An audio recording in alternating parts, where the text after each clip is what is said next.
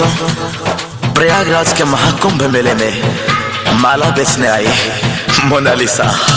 प्रयागराज के घाट पे संतों के झुंड में, प्रयागराज के घाट पे, प्रयागराज के घाट पे संतों के झुंड में माला लेके आई मोनालिसा महाकुंभ में, माला लेके आई मोनालिसा महाकुंभ में।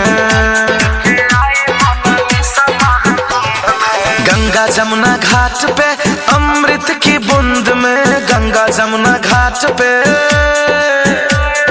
गंगा जमुना घाट पे अमृत की बूंद में माला लेके आई मोनालिसा महाकुंभ में, माला लेके आई मोनालिसा महाकुंभ में।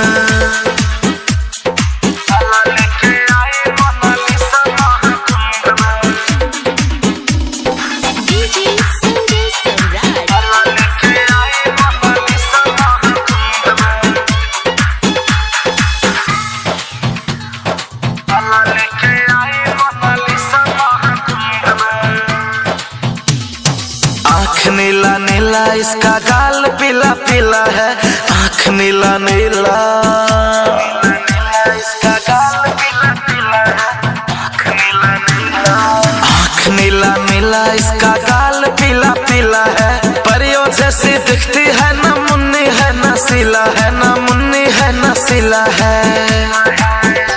सितारों सी चमकती है ठंड वाला धुंध में, सितारों सी चमकती है, सितारों सी चमकती है ठंड वाला धुंध में माला लेके आई मोनालिसा महाकुंभ में, माला लेके आई मोनालिसा महाकुंभ में।